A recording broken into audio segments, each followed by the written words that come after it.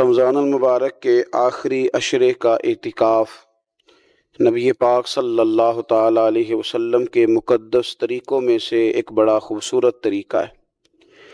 قرآن مجید نے ارشاد فرمایا، میرے گھر کو خوب صاف ستھرا کرو، طواف کرنے والوں کے لیے اور اعتکاف کرنے والوں کے لیے اور رکوع اور سجود کرنے والوں کے لیے۔ نبی پاک صلی اللہ تعالیٰ علیہ وسلم نے ہر سال رمضان المبارک کے آخری عشرے کا اعتکاف فرمایا ہے۔ ایک سال کسی وجہ سے اعتکاف نہ فرما سکے تو اگلے سال 20 دنوں کا اعتکاف فرمایا۔ نبی پاک صلی اللہ تعالیٰ علیہ وآلہ وسلم نے اعتکاف کا جو مقصد بیان کیا وہ شب قدر کی تلاش بیان کیا۔ اعتکاف سے مراد یہ ہے کہ انسان سارا کچھ چھوڑ چھاڑ کے اللہ تعالیٰ کے گھر میں اس کی عبادت کے لیے، اس کو راضی کرنے کے لیے بیٹھ جائے، اور 10 دن جب وہ مسجد شریف میں حاضر رہتا ہے تو حضور صلی اللہ تعالیٰ علیہ وسلم فرماتے ہیں اللہ تعالیٰ اسے 2 حج اور 2 عمرے کا ثواب عطا کرتا ہے۔ اعتکاف کے اندر کچھ باتیں بڑی ضروری ہوتی ہیں، جیسا کہ انسان کو بلا ضرورت طبی مسجد سے باہر نہیں آنا، اس کو کوئی فضول بات نہیں کرنی، اس کو کوئی ایسا کام نہیں کرنا کہ جو شریعت اسلامیہ جس سے منع کرتی ہو۔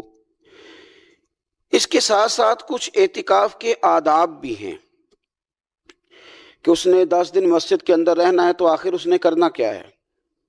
ہمارے ہاں لوگ مسائل پوچھ لیتے ہیں اور مسائل پوچھنے کے بعد پھر ان کی گنجائش سے بہت زیادہ فائدہ اٹھاتے ہیں۔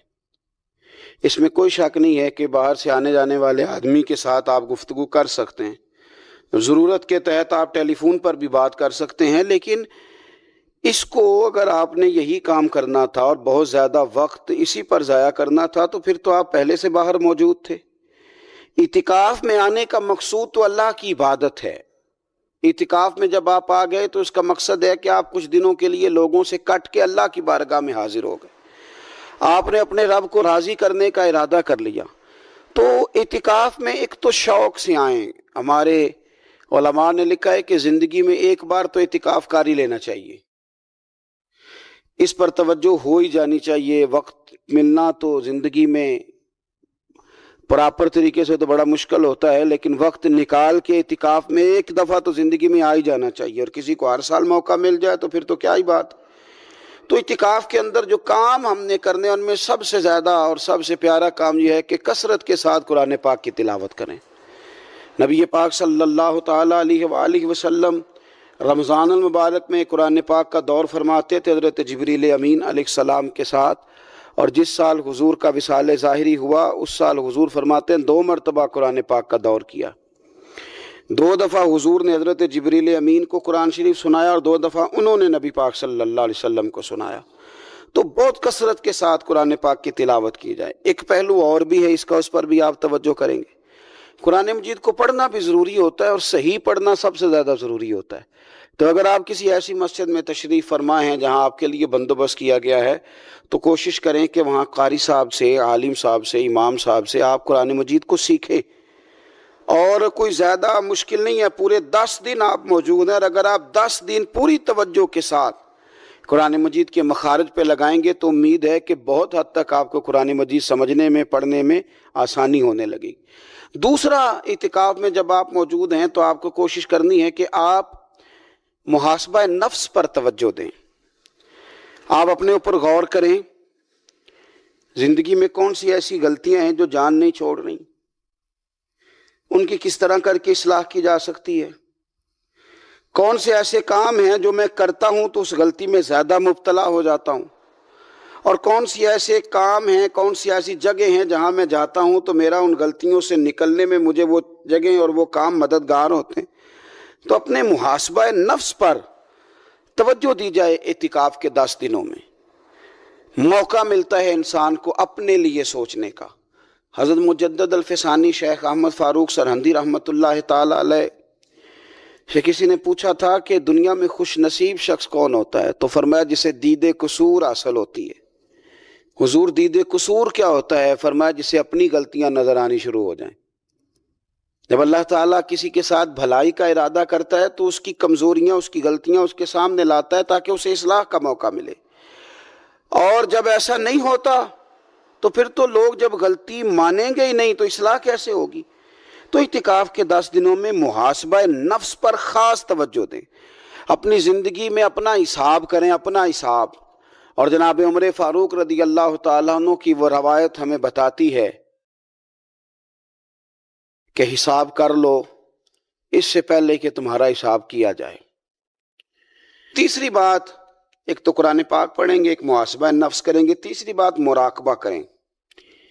کچھ دیر کے لیے بیٹھیں، یہ غور کریں کہ رب تعالیٰ نے ہمیں نعمتیں کتنی عطا فرمائی ہیں، پھر یہ غور کریں کہ ان نعمتوں کے بارے میں، ان نعمتوں کے ساتھ ہماری عبادت کتنی ہے، ہمارا شکر کتنا ہے۔ زندگی اپنی کا حساب لگائیں، غور کریں کہ کتنا کچھ ہے جو ہمیں محنت سے ملا ہے اور کتنا ہے جو بغیر محنت کے ملا ہے، اور کون سی ایسی نعمتیں ہیں جن کا ہم نے شکریہ ادا کیا اور کون سی ایسی ہیں جن پر ہم نے کبھی توجہ ہی نہیں کی کہ یار یہ تو بہت بڑی نعمت ہے جو اللہ نے ہمیں عطا کی ہوئی۔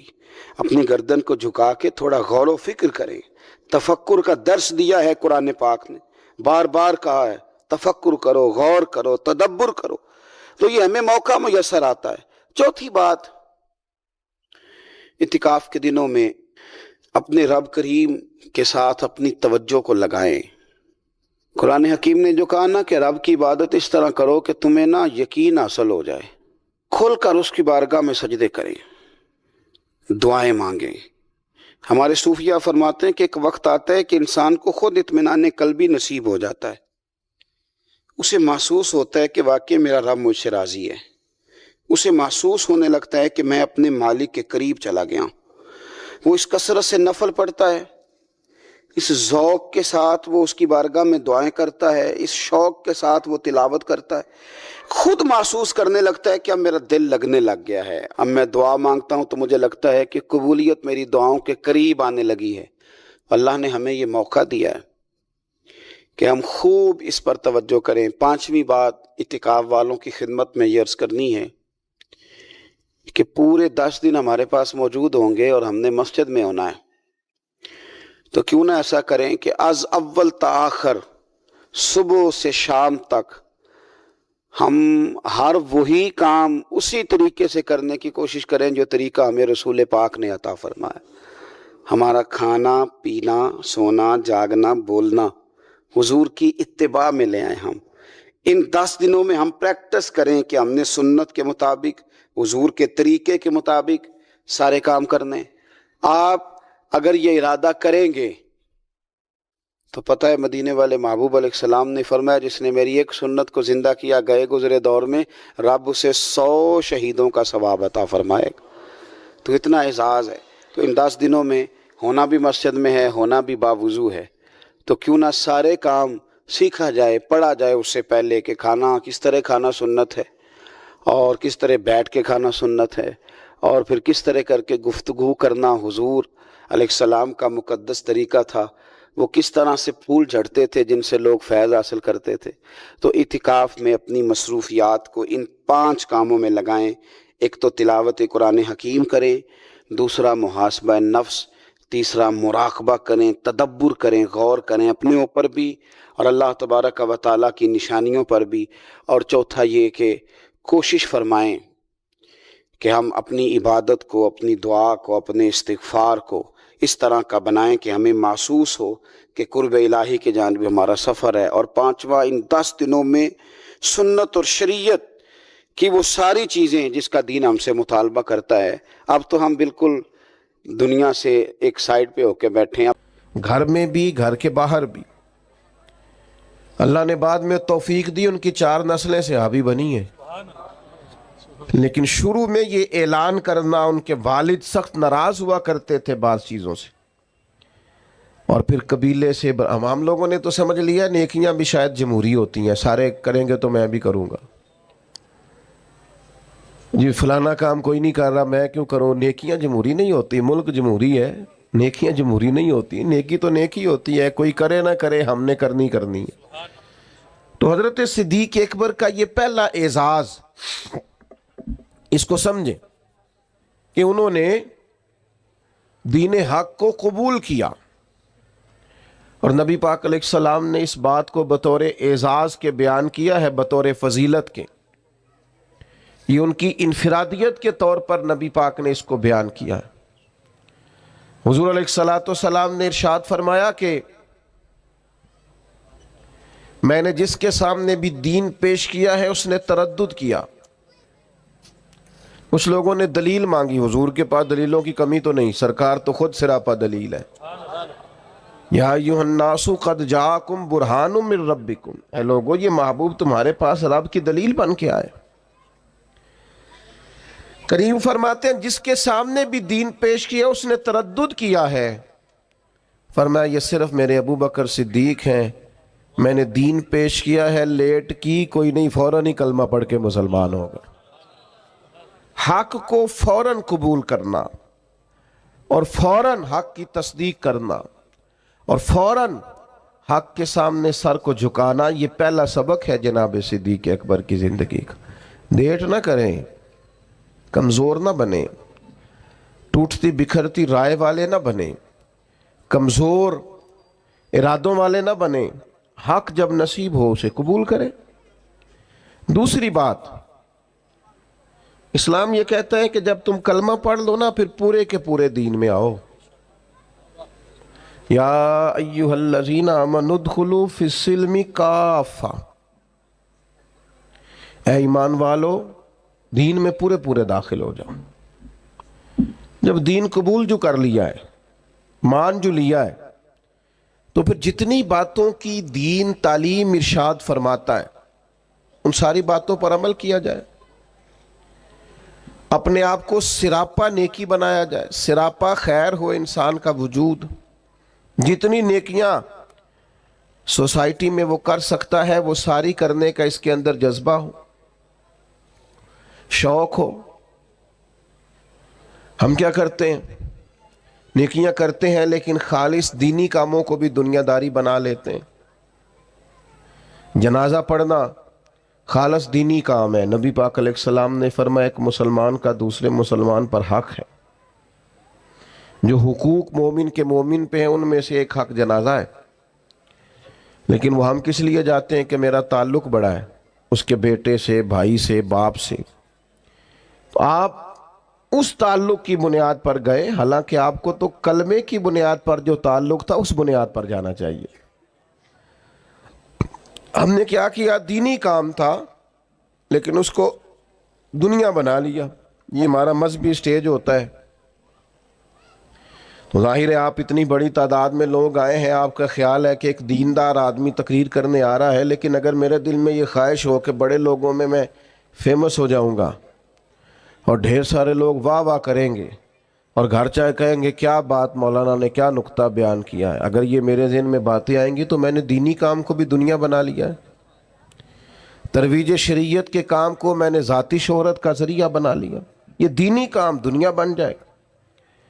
دین میں پورے پورے داخل ہونے کا مطلب یہ ہے کہ آپ سراپا خیر بن جائیں، پھر آپ ہر وہ نیکی جس کو دین نیکی کہتا ہے اسے کریں، اور ہر وہ چیز جس سے دین روکتا ہے اس سے رکیں۔ حضرت حسن بصری رضی اللہ تعالیٰ عنہ سے کسی نے کہا تقویٰ کیا ہے؟ فرمایا جہاں جانے کا رب نے حکم دیا ہے وہاں غیر حاضری نہ کرنا، اور جہاں جانے سے اس نے منع کیا ہے وہاں نظر کبھی نہ آنا۔ یہ متقی ہونے کی علامت۔ حضرت صدیق اکبر کا آپ سراپا دیکھیے۔ نبی پاک علیہ السلام نے صحابہ سے فرمایا یہ دیکھے، ہو سکتا ہے معاذ اللہ کسی کے دل میں خیال ہو کہ یہ شاید کوئی معمولی چیزیں ہیں، لیکن یہ تعمیر شخصیت میں اور کردار سازی میں کلیدی حیثیت رکھتی ہیں یہ چیزیں۔ حضور نے صحابہ سے پوچھا بتاؤ بھئی آج جنازے میں کسی نے شرکت کی ہے؟ تو تمام خاموش تھے۔ جناب صدیق اکبر نے ہاتھ کھڑا کر کے عرض کی حضور مجھے اللہ نے یہ سعادت عطا کی۔ نبی پاک علیہ السلام نے فرمایا آج تم میں سے کوئی روزہ دار بھی ہے؟ عرض کی یا رسول اللہ مجھے اللہ نے توفیق دی ہے۔ صرف حضرت صدیق بولے۔ پھر نبی رحمت صلی اللہ تعالی علیہ وسلم نے پوچھا آج کسی نے کسی مسکین کو کھانا کھلایا؟ سب خاموش تھے۔ صرف حضرت صدیق کو آج یہ اعزاز حاصل ہوا، ہاتھ کھڑا کر کے عرض کی یا رسول اللہ مجھے یہ موقع ملا۔ یعنی جس سوال پر سرکار استفسار کرتے اسی سوال کے جواب میں جناب صدیق اکبر ہاتھ کھڑا کر کے کہتے یا رسول اللہ مجھے یہ موقع ملا۔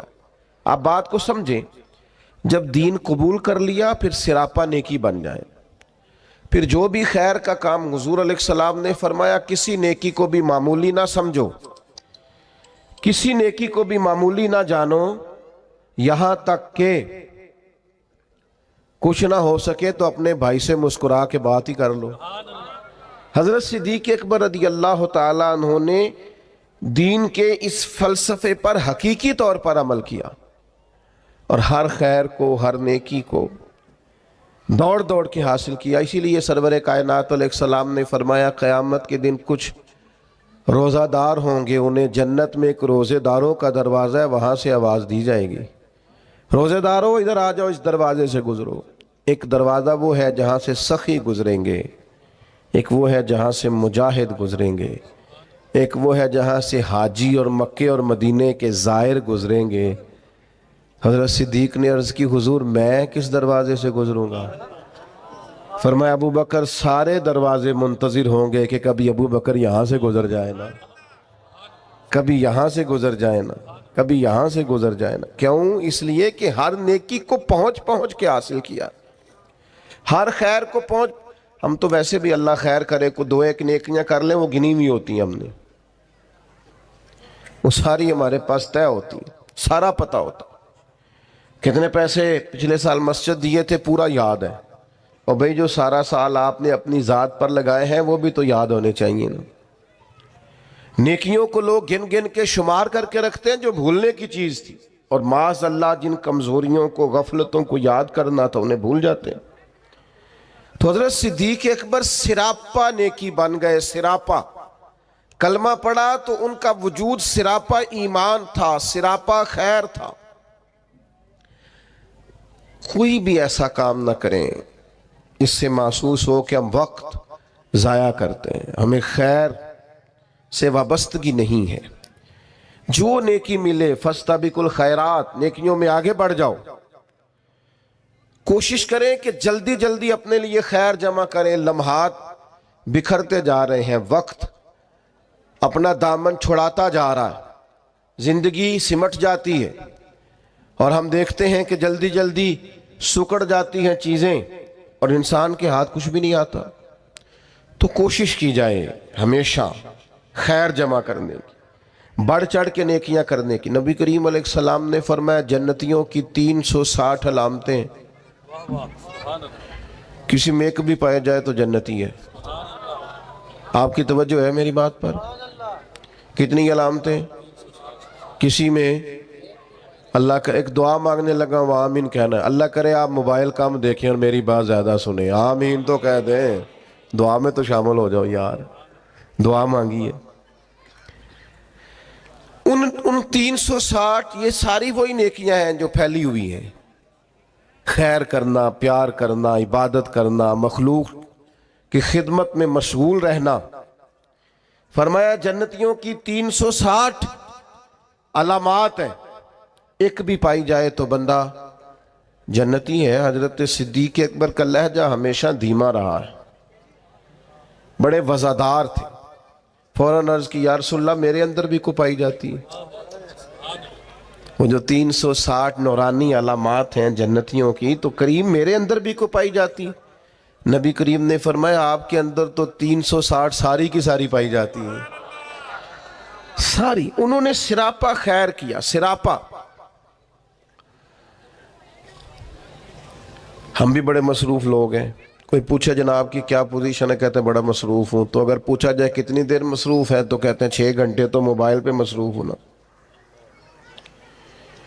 یہ جو راتیں ہیں نا، لمبی راتیں سردیوں کی، یہ تہجد پڑھنے کے دن تھے، اور یہ چھوٹے دن تھے سردیوں کے، یہ روزے رکھنے کے دن تھے۔ لیکن اس کے لیے جو عشاء کے بعد سو جائے، یعنی اگر 7 بجے عشاء پڑھی اور 6:15 فجر پڑھی تو اتنی لمبی رات بنتی ہے 10-11 گھنٹے کی، اور ڈاکٹر کہتے ہیں بڑا بھی زیادہ سوئیں تو 8 گھنٹے کافی ہے، تو 3 گھنٹے تو رات پھر بچ جاتی۔ یہ وقت تھا سحری میں اٹھنے کا، لیکن اس کے لیے جو عشاء کے بعد موبائل کی جان چھوڑے تاکہ سحری میں اٹھ سکوں، جب سوئے گا نہیں تو اٹھے گا کیسے؟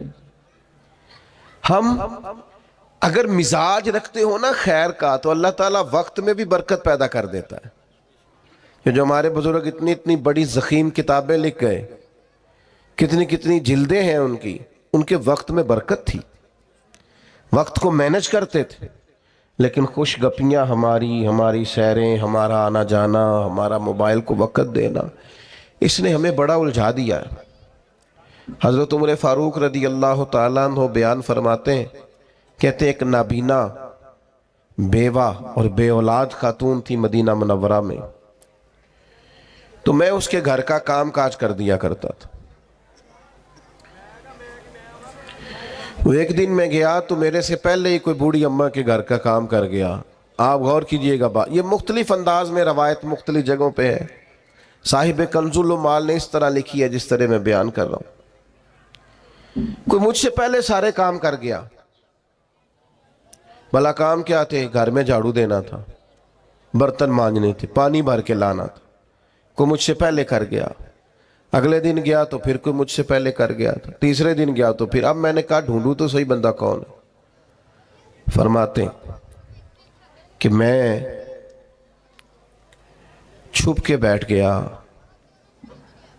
کہ میں دیکھوں تو صحیح کون ہے جو مجھ سے پہلے آتا ہے. تو کہتے ہیں سحری کا وقت تھا.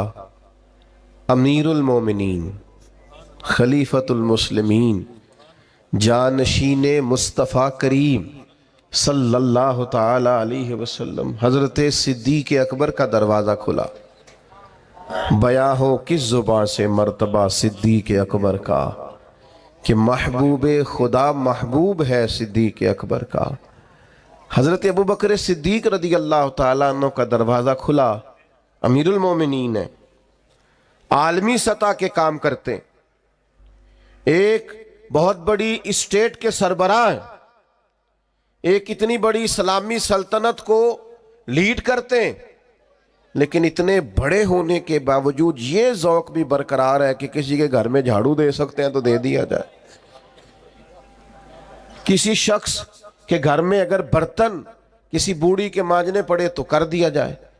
تو فرماتے وہ میں نے دیکھا تو حضرت صدیق اکبر تھے. سراپا خیر تھا ان کا وجود، سراپا خدمت تھا. ساری زندگی گزر گئی مذہب پہ بحث کرتے لوگوں کی. 3 چیزیں اگر سمجھ لی جائیں تو دین کا کل مزاج سمجھ میں آ جاتا ہے. حضرت مجدد الفسانی رحمۃ اللہ علیہ فرماتے ہیں کہ میں نے جو نچوڑ نکالا ہے وہ 3 چیزیں ہیں. فرماتے ہیں ایک تو شوق کے ساتھ دین کا علم حاصل کرو، شوق کے ساتھ، بوجھ بنا کے نہیں، شوق کے ساتھ. اور جب تم کچھ معلومات حاصل کر لو تو پھر ان پر عمل کرو. اس سے مقصود صرف بحث نہ ہو، صرف مناظرہ نہ ہو، صرف تقریر نہ ہو، صرف واعظ و نصیحت نہ ہو. علم شوق سے، پھر اس پر عمل. اور تیسرا فرماتے ہیں کہ اس عمل میں اخلاص پیدا کر لو. سمجھ لو تمہارا دین مکمل ہو گیا ہے. ہمارے بزرگوں کا تمام کا، وہ کسی بھی سلسلہ مبارکہ سے ہوں، ان لوگوں کا جو نقطہ نظر یہ رہا کہ سب سے پہلے انہوں نے خود علوم حاصل کیے.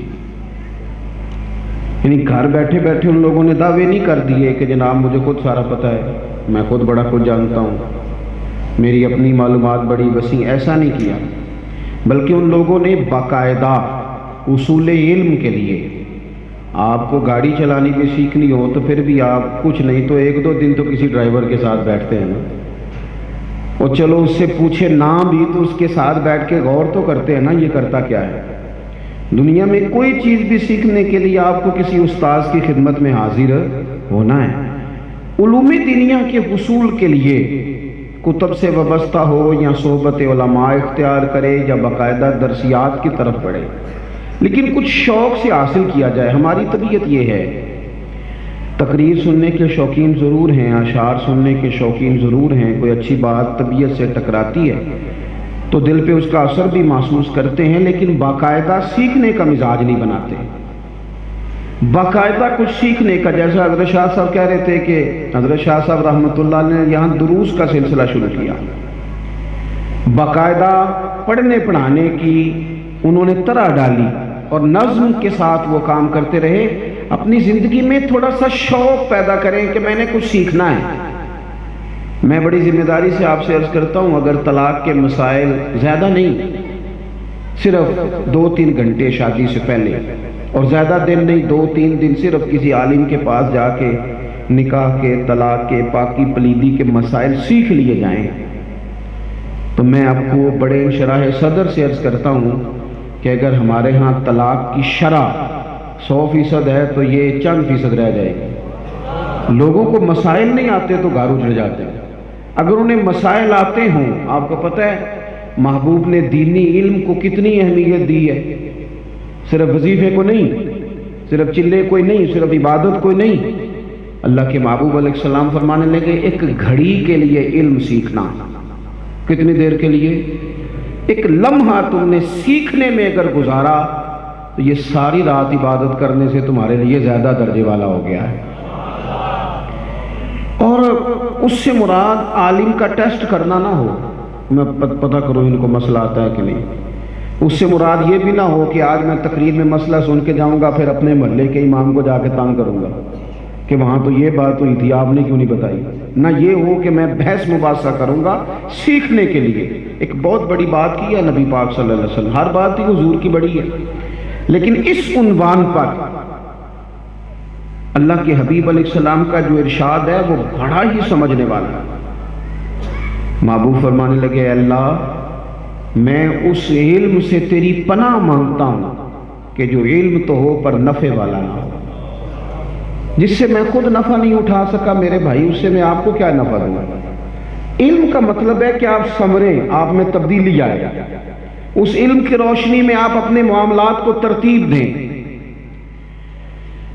میرے پاس نکاح کا مسئلہ پوچھنے، اب جس کے پاس بھی مولوی سمجھ کے لوگ جاتے ہیں تو اس میں زیادہ مسئلے طلاق کے ہیں، زیادہ مسئلے طلاق کے، لوگوں کو پتہ نہیں ہے۔ اگر پتہ چل جائے، اب وہ اسٹامپ پیپر والا کیا کرتا ہے، اس نے بھی 3 طلاقیں پکی لکھ کے رکھی ہوئی ہیں کمپیوٹر میں، وہ جو آتا ہے وہاں درج کرا کے سائن کرا دیتا ہے۔ حالانکہ طریقہ تو یہ تھا کہ ایک طلاق دی جاتی ہے، 1 مہینے کے بعد پھر دوسری دی جاتی ہے، تاکہ اگر کوئی سوچنے کا موقع رہتا تو گنجائش رہتی۔ 3 طلاقیں اکٹھی لکھی ہیں، بلکہ تاکیدیں ہیں، طلاق کے ثلاثہ دیتا ہوں اور پھر آگے طلاق طلاق طلاق پکی لکھ کے رکھ دی۔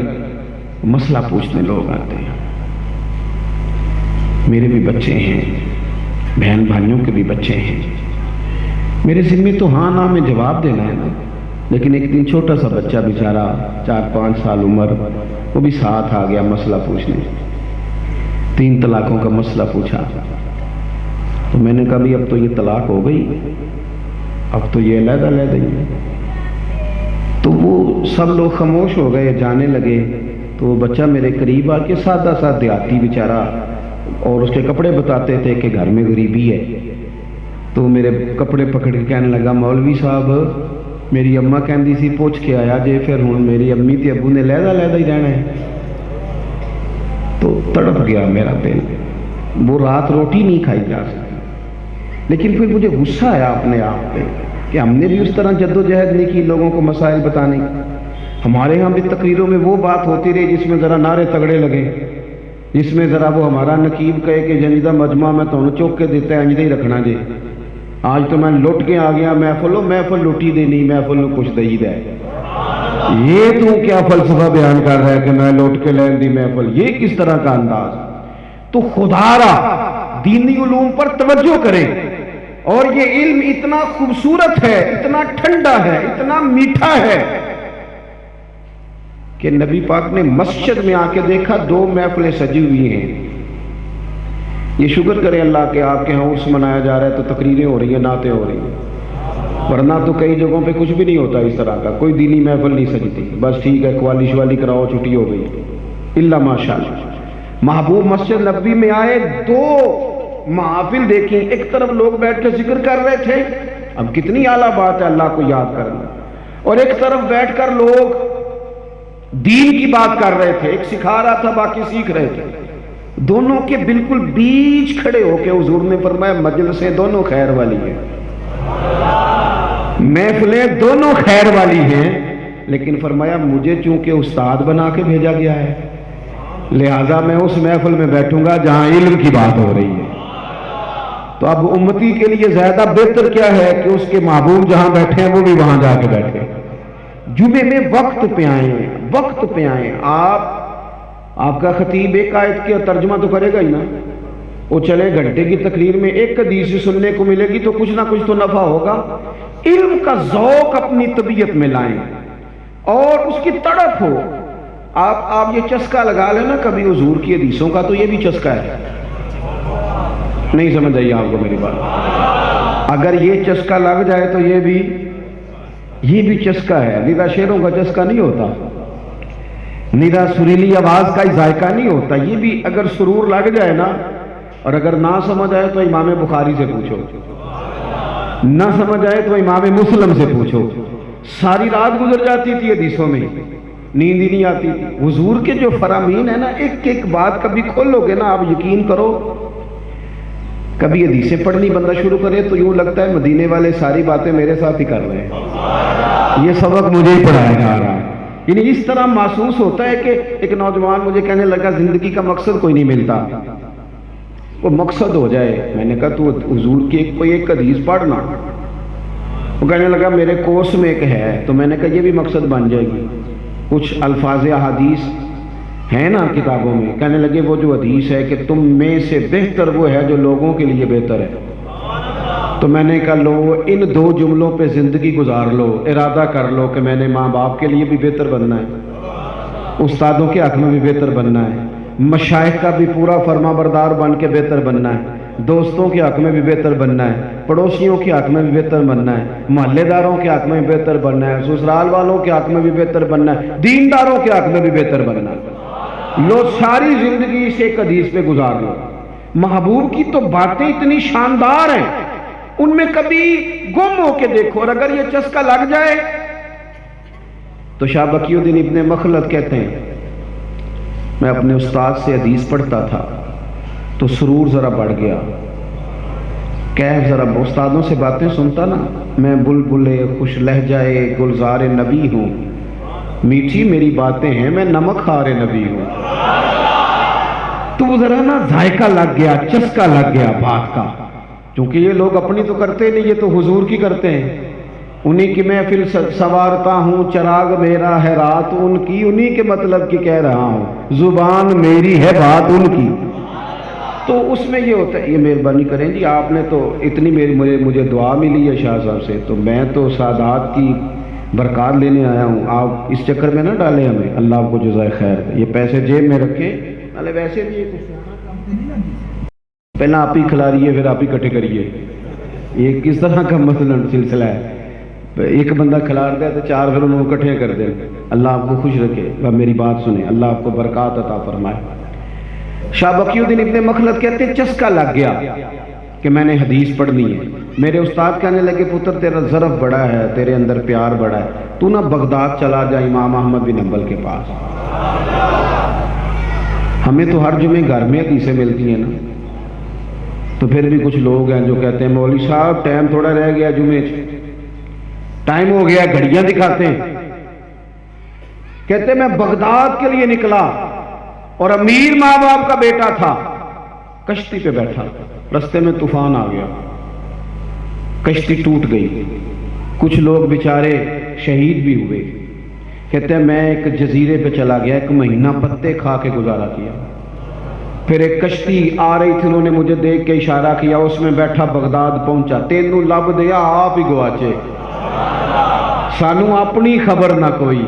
कहते हैं बगदाद शरीफ पहुंच गया, शुक्र अल्लाह का किया, अब महबूब की बात सुनूंगा। कहा इमाम अहमद बिन हंबल, तो लोगों ने कहा वो तो माहौल ही खराब हो गया, बादशाह उनका मुखालिफ हो गया, मदरसा बंद हो गया, इमाम सब अपने घर में कैद हैं। हमें भी आजकल शागिर्द मुरीद मिलते हैं, पर वो टेलीफोन करते हैं उस्ताद जी मैं आ गया, तैयार हो जाओ। और अगर कोई 20 मिनट किसी को वेट करना पड़ जाए तो मौलवी साहब का इंतज़ार करे, ये कैसे हो सकता है।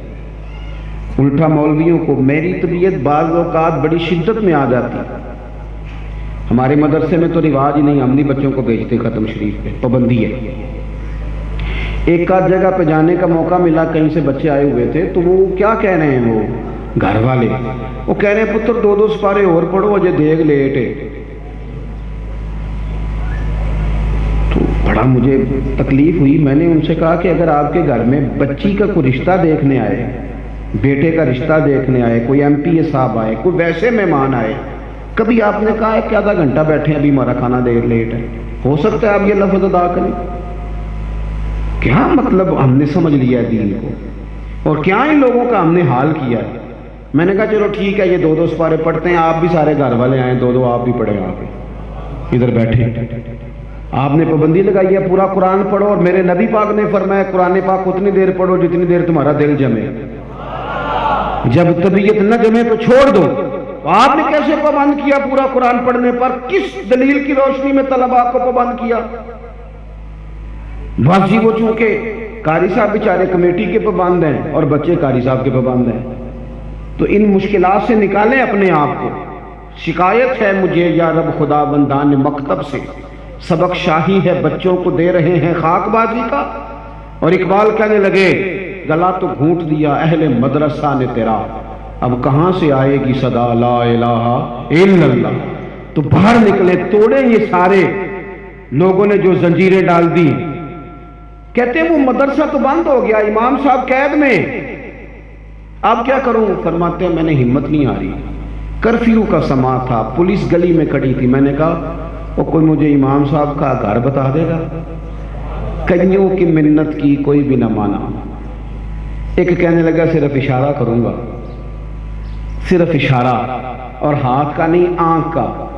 کہتے انہوں نے گھر بتا دیا، وہ گلی کے آخری کونے میں امام صاحب کا گھر ہے۔ اب میں نے سوچا کیسے پہنچو امام صاحب تک؟ یہ ہے علم کا شوق، سیکھنے کی لگن، یہ لگ جائے صحیح، یہ لگ جائے صحیح۔ میں نے دیکھا پی ایچ ڈی کرنے کے بعد بھی لوگوں کو لگ جاتی ہے، تو وہ پوچھتے ہیں جناب اس آیت کا مطلب کیا ہے، اس حدیث کی تشریح بتا دیں۔ لگ اپنے اندر یہ طلب پیدا کریں، اور جتنی طلب زیادہ ہو نا، چلیں سادی مثال دیتا ہوں، میں اپنے ابا جی نے ایک بار پوچھا، میں کہ ابا جی تمہیں کھانے کی زیادہ پسند کیڑی شے ہے؟ تو وہ فرمان لگے پتر جدو بھوک لگی ہوئے وہ تو ہر شے ہی، تو جے نہ لگی ہوئے تو پھر نخرے ہی نخرے۔ میری بات کی سمجھ آ رہی ہے؟ اگر طلب ہو نا تو پھر آپ جس استاد کے پاس بھی جائیں گے فیض ملے گا، اور اگر طلب نہیں، شوق نہیں، تو پھر بہانے ہی بہانے، پھر کہانیاں ہی کہانیاں۔ فرماتے ہیں کہ آنکھ کے اشارے سے کہا یہ گھر ہے۔ اب میں نے سوچا استاد صاحب تک پہنچوں کیسے جاؤں؟ پہلے سوچا پھل نہ بیچنے شروع کر دوں کہ بھئی پھل لے لو، پھل لے، امیر گھر کا بچہ شاید کوئی آ جائے۔ فرماتے ہیں پھر سوچا کہ پھل بیچوں گا تو ہر دروازے تک تو نہیں نہ جا سکتا، کوئی دروازہ کھولے کوئی نہ کھولے۔ پھر کچھ اور ذہن میں باتیں ہیں، پھر طے کیا، باتیں تھوڑی کرنی ہیں آپ سے، مختصر کرتا ہوں۔ طے کیا کیا؟ کہتے میں نے پگڑی اتار لی، کپڑے پھاڑ لیے، اور گلے میں مانگنے والا کاسا ڈال لیا۔ او سجنا یار مناؤن دی خاطر اساں کی پیس بٹائے۔ کہتے ہیں وہ میں نے ہاتھ میں پیالہ پکڑ لیا، دروازے جاتا، 1 دینار کا سوال ہے، 1 دینار کا سوال ہے۔ پولیس دروازے پہ تھی، امام محمد بن حنبل کا دروازہ آیا تو میں نے رو کے صدا لگائی، فقیر ہوں، 1 دینار کا سوال ہے۔ امام صاحب باہر آئے، نورانی چہرہ، سونا امامہ، ایک سونا دوجا منہ دا مٹھا، تیجے قاتل نین رسیلے۔ کہتے ہیں کہ وہ اس کیف کے ساتھ باہر تشریف لائے، اور جب انہوں نے آ کے 1 دینار میرے پیالے میں ڈالا تو میں تو رو ہی پڑا۔ میں نے ان کے ہاتھ چوم کے کہا، میں نے کہا سونیا میں تو بڑی دور سے چلا ہوں، بڑی دیر سے، دینار نہیں چاہیے، مصطفیٰ کا فرمان چاہیے، مجھے 2-4 حدیثیں حضور کی پڑھا دیں۔ فرماتے ہیں امام صاحب کی آنکھیں بھی بھار آئیں۔ فرمایا اس حال میں؟ کہ حضور میں روز مانگنے آؤں گا فقیر بن کے، سجنا یار منون دی خاطر اساں کی پیس بٹائے۔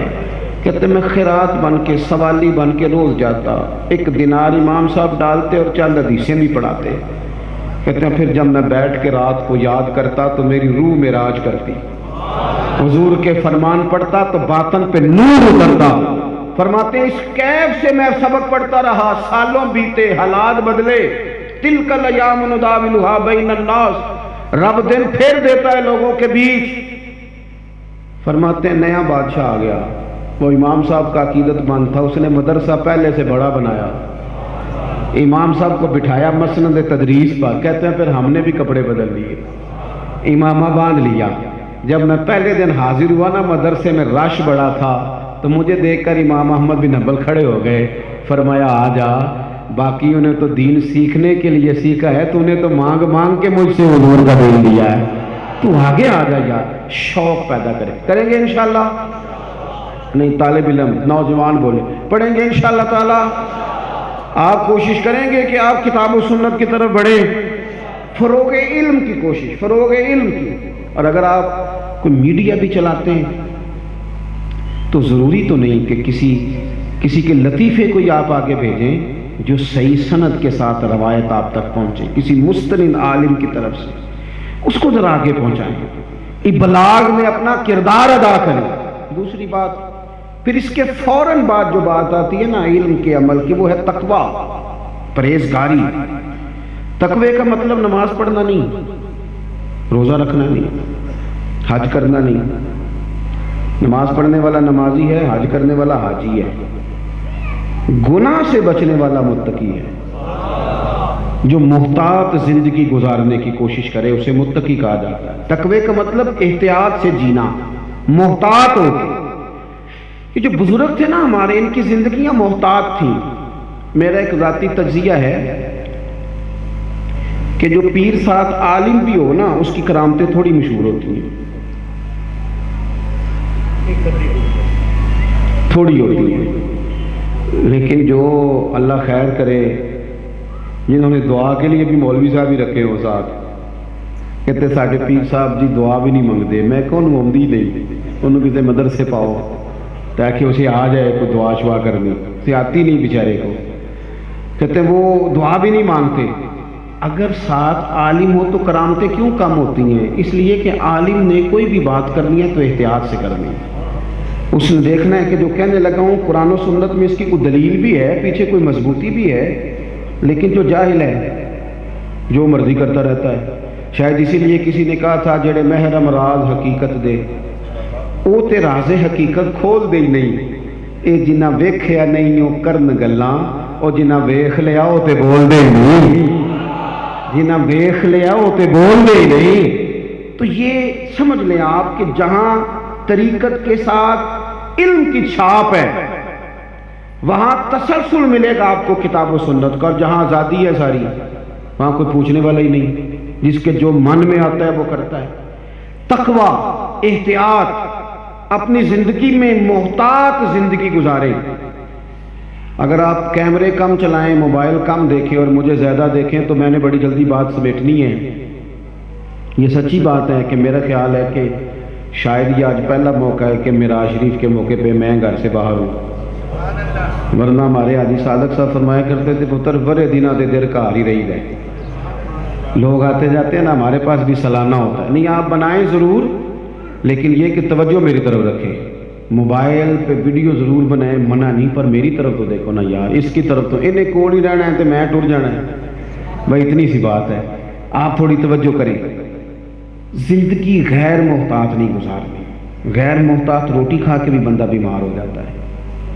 زندگی احتیاط والی، حلال حرام کی تمیز، جھوٹ سچ کا خیال، ادب آداب کے ذائقے۔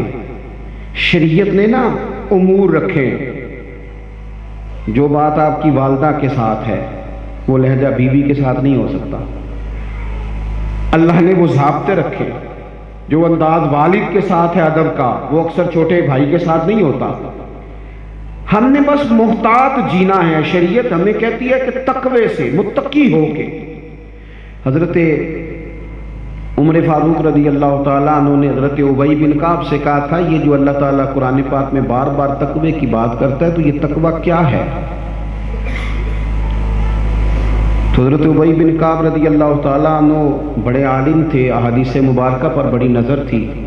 فرمانے لگے اے فاروق اعظم، اگر بندہ تنگ رستے سے گزرے اور لباس کھلا پہنا ہو اور دونوں جانب جھاڑیاں ہوں تو بندہ بھلا کس طرح گزرتا ہے؟ سیدنا فاروق اعظم فرمانے لگے سادی سی بات ہے، ذرا کپڑے سمیٹ لے اور دائیں بائیں ذرا دھیان رکھے کہ کچھ جھاڑی الجھ نہ جائے کپڑوں سے، تو جو اس احتیاط سے گزر جائے گا وہ سلامتی سے گزر جائے گا۔ تو حضرت ابی بن کعب کہنے لگے بس یہی تقوی کی تعریف ہے، دنیا میں دونوں جانب گناہوں کی جھاڑیاں ہیں، جو ذرا اپنے آپ کو سمیٹ کے گزر جائے اسے متقی اور پرہیزگار کہا جاتا ہے۔ زندگی احتیاط سے گزارے۔ یہ بھی بات ہو رہی تھی نا پیر علی حسین شاہ صاحب رحمۃ اللہ علیہ کی، ہمارے استاد صاحب فرمایا کرتے تھے، ایک ملاقات ہوئی پیر علی حسین شاہ صاحب سے، تو بڑا بہترین کھانا نا کسی نے پکا کے رکھا، سونا مرغن غذا،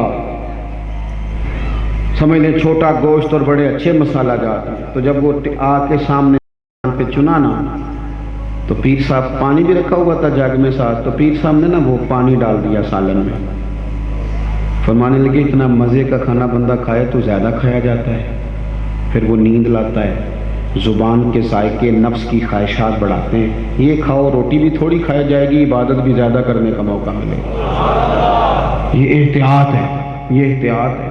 اب تو میرے بھائی پرواہ ہی کوئی نہیں، پیروں کے شہزادے اور جناب ان کے لاؤ لشکر اور ان کے عشرت قدے، مرید بیچارے کو میسر نہیں مٹی کا دیا بھی، اور پیر کا گھر بجلی کے چراغوں سے ہے روشن۔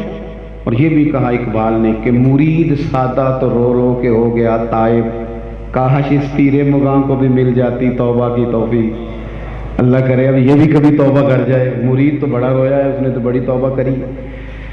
تو ہمارے بزرگ محتاط اب جب بندہ محتاط زندگی گزارتا ہے دنیا میں، محتاط وقت ضائع نہیں کرتا، اللہ کے حضور حاضری دیتا ہے، پھر اسے قیامت میں انعام کیا ملے گا؟ جو میں نے خطبے میں آیات پڑھی، ایک تو علم سیکھے، عمل کرے، تقوی میں رہے، پھر انعام کیا ہے؟ یوم نحشر المتقین الی الرحمن وفدا، فرمایا متقی لوگ جب رب کی بارگاہ میں پیش کیے جائیں گے تو وہ رحمان کی بارگاہ میں مہمان بنا کے پیش کیے جائیں گے، الی الرحمن وفدا، پیش بھی رحمان کی بارگاہ میں ہوں گے اور مہمان بنا کے پیش کیے جائیں گے، مہمان۔ وَنُسُوقُ الْمُجْرِمِينَ إِلَىٰ جَهَنَّمَ وِرْدًا، اور یہ جو مجرم ہوں گے نا انہیں دوزخ کی طرف پیاس سے ہانکا جائے گا، پیاس سے۔ متقی لوگوں کی جو آخرت ہے نا ہمارے ہاں، بس میں بات ختم کرنے لگا ہوں، ہمارے ہاں نا ہمارے لوگ بھی غیروں سے متاثر ہو کے بعض باتیں خوف والی کرتے ہیں، مر جائیں گے، قبر بند ہے، کھڈا ہے، بھئی اس میں کوئی شک نہیں، قبر کھڈا بھی ہے، گڑھا بھی ہے، مجھے آپ کے اعمال کا نہیں پتا اور آپ کو میرے کا نہیں پتا، دوسروں کا ہمیں شک ہوتا ہے، اپنا پاک ہوتا ہے، مجھے پاک پتا ہے کہ میرے اعمال کس طرح کے ہیں، اور اگر ہیں تو کس معیار کے ہیں، سمجھ رہے ہیں آپ میری بات کو؟ اگر تو اعمال کھڈے والے ہیں تو پھر خدا نخواستہ اللہ معاف کرے کہیں کھڈے کا فیصلہ ہو نہ جائے، اور اگر اعمال وہ ہیں یوم نحشر المتقین، پرہیزگاروں والے، ادھر دیکھو نوجوانوں، تو پھر قبر کھڈا نہیں، پھر قبر باغ ہے۔ نہیں آپ سمجھے نہیں میری بات۔